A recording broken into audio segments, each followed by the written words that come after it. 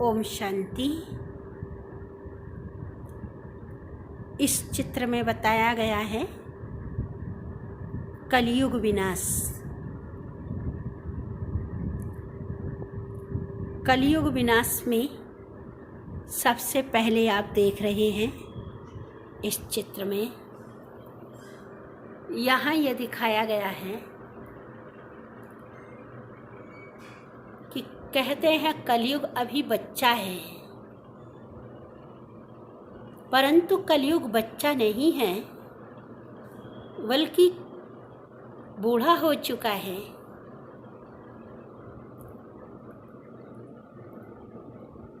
जो बताते हैं कि कलयुग अभी बच्चा है तो आज के हालातों को देख कर के नहीं बताते, वो लिखा हुआ पढ़ कर के सुनाते हैं कि कलयुग अभी बच्चा है। जैसे किसी बच्चे की 5वीं बर्थडे हो और उसके फादर का लेटर आता है कि बेटा आज आपकी 5वीं बर्थडे है, मैं नहीं आ सकता, आप मना लेना। और 50 साल के बाद उसकी बर्थडे होती है और उसके फादर नहीं होते, तो उनकी याद में वो लेटर निकाल के लाता है और उस चिट्ठी में लिखा होता है कि बेटा आज आपकी 5वीं बर्थडे है, मैं नहीं आ सकता, आप मना लेना। यह भी सत्य है कि वो उसके फादर का लिखा हुआ लेटर है। यह भी सत्य है कि उसकी आज बर्थडे है। यह भी सत्य है कि उसमें लिखा है मैं नहीं आ सकता, आप मना लेना। परंतु क्या उसकी 5वीं बर्थडे है? नहीं, वो लेटर अब से 50 साल पहले लिखा गया है, इसलिए वो डेट नहीं बदली गई है।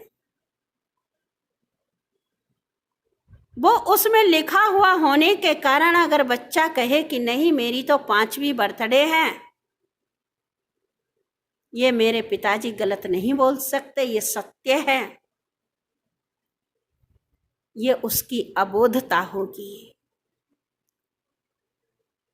उसी प्रकार से जो हम लिखा हुआ देखते हैं कि कलयुग बच्चा है, वो सिर्फ पढ़ कर के सुनाते हैं और सुनते हैं, जबकि ये लिखे हुए शास्त्र आदि कई शताब्दियां बीत गई हैं। ये उस समय बच्चा था कलयुग, जिस समय शास्त्र लिखे गए थे। अब ये बच्चा नहीं है। जो इसमें लिखा गया कि कलयुग समाप्ति की निशानियां, वो सारी निशानियां आज दिखाई दे रही हैं कि कन्या अपने मुख से वर मांगेगी। वर मांगना तो दूर की बात कि माँ बाप को पता तक भी नहीं चलता कि वो विवाहित हो जाती है। केसों का श्रृंगार होगा, गाय कचड़े में मुंह डालेगी, भाई भाई को नहीं देख पाएगा। ये सारी बातें आज प्रत्यक्ष हो रही हैं। कलयुग समाप्ति के जो चिन्ह बताए हैं वो चिन्ह तो पूरे हो रहे हैं। फिर हम किस आधार पर कहते हैं कि कलयुग बच्चा है? कलयुग वास्तव में बच्चा नहीं है। यहाँ तो अधर्म इस सृष्टि रूपी संसार को अग्नि से जला रहा है, अर्थात विकारों रूपी अग्नि से जला रहा है। अधर्म क्या है? अधर्म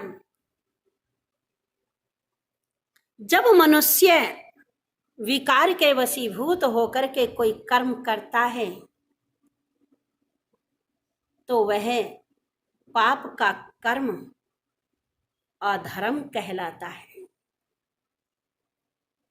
कोई भी कर्म कर रहा है व्यक्ति, तो अगर वो इन विकारों के वशीभूत होकर कर रहा है, चाहे सिर्फ बैठा है परंतु क्रोध में बैठा है, लिख अच्छा रहा परंतु वो क्रोध में बैठकर लिख रहा है, तो वह भी विकर्म बन रहा है। किसी को अगर मदद भी कर रहा है तो अगर काम विकार के वशीभूत होकर के अपनी कामनाओं और वासना के वशीभूत होकर मदद कर रहा है तो ये विकर्म बन रहा है। ये लोभ, ये मोह, ये अहंकार, इन विकारों के वशीभूत होकर किए गए कर्म ही पाप के कर्म हैं और विकर्म है, यही अधर्म है। आज संसार, ये सृष्टि चल नहीं रही है बल्कि चलाई जा रही है।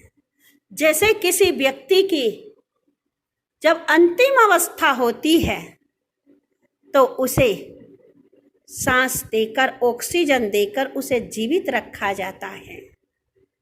डॉक्टर भी कह रहे हैं अब ये चलने वाला नहीं है, मौत सामने खड़ा है।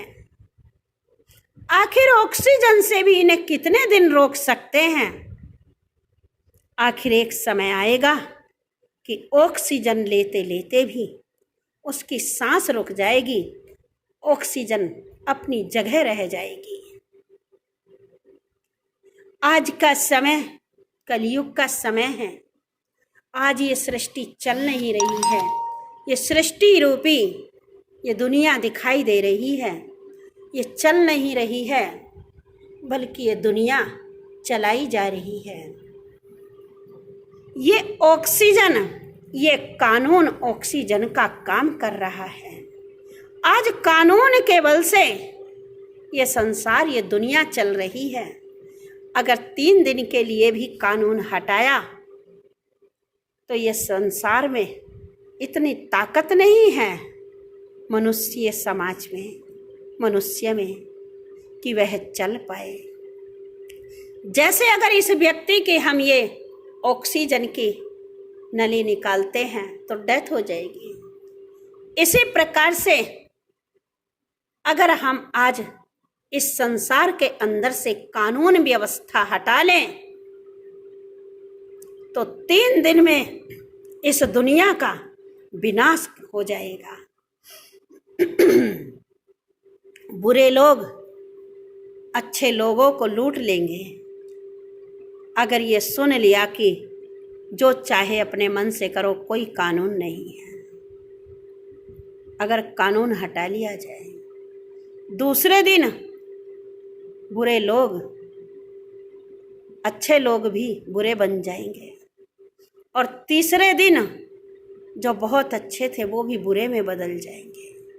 अर्थात 3 दिन में दुनिया विनाश कर देंगे। इसलिए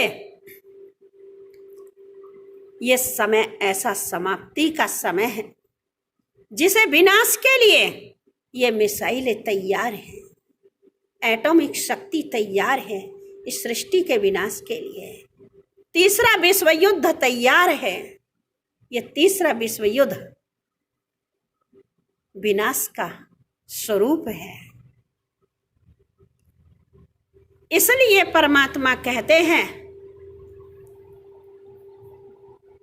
जागो, ये सोने का समय नहीं है, सावधान, महाविनाश सामने खड़ा है। ये अज्ञान रूपी निंद्रा से जागो, समय को पहचानो। ये समय कलयुग समाप्ति का समय है। इसलिए हमें अपने जीवन में इस ज्ञान के अमृत का पान करना है। समय को पहचान कर अपने जीवन से बुराइयों को समाप्त कर देना है। सुना था कि कुंभकर्ण 6 महीने सोता था और 6 महीने जागता था। वास्तव में ये बाहर की निंदा की बात नहीं है। कोई व्यक्ति ऐसा नहीं जो 6 महीने लगातार सो जाए। 1 महीने में, 2 महीने में तो वो डेथ हो जाएगी, क्योंकि सोया ही रहा तो उसे बिना खाए, बिना जगे तो खा नहीं सकता। इसलिए उसे खाने के लिए तो जागना ही पड़ेगा। 6 महीने सो जाएगा तो कैसे जी पाएगा? इसलिए ये अज्ञानता की बात है। जब मनुष्य इतना अज्ञानी हो जाता है कि सतयुग और त्रेता में आत्मा जागृत अवस्था में रहती है, अर्थात दैवीय गुणों से भरपूर देव स्वरूप रहती है। जब द्वापर कलयुग में रहती है तो बुराइयों में इतना लिप्त हो जाता है, जैसे सोया हुआ व्यक्ति कुछ नहीं समझता, उसी प्रकार से बुराइयों में लिप्त व्यक्ति बुराई करते समय आदि मध्यांत नहीं देख सकता। इसलिए परमात्मा कहते हैं, बच्चे जागो, ये सोने का समय नहीं है, ये ज्ञान अमृत का पान करो। ये ज्ञान हमारे जीवन में अमृत का कार्य करता है। लेकिन फिर भी आज का समय कुछ मनुष्य ऐसे हैं जो एक कान से सुनते हैं और दूसरे से निकाल देते हैं, सोचते हैं अभी तो कलयुग बच्चा है। बच्चा नहीं है, अब जागने का समय है, उसके अंतिम विनाश का समय है। इसलिए जागो, समय को पहचानो। ये कलयुग जा रहा है और सतयुग आ रहा है। सतयुग के आने के लिए हमें ज्ञान सुन करके अपने जीवन में से विकार और बुराइयों को समाप्त कर देना है और दैवीय गुणों को जीवन में धारण करके हमें देवता स्वरूप बनना है। इसलिए जागो, समय को पहचानो। अच्छा, ओम शांति।